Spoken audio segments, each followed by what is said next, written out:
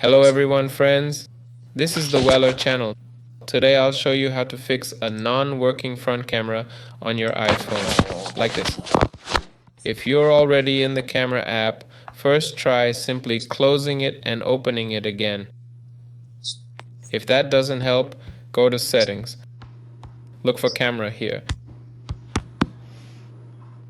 Go in and check the camera privacy and security settings.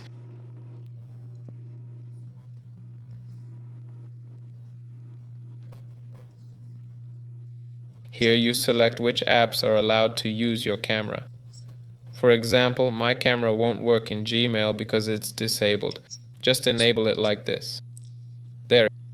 If that doesn't help, then restart your phone.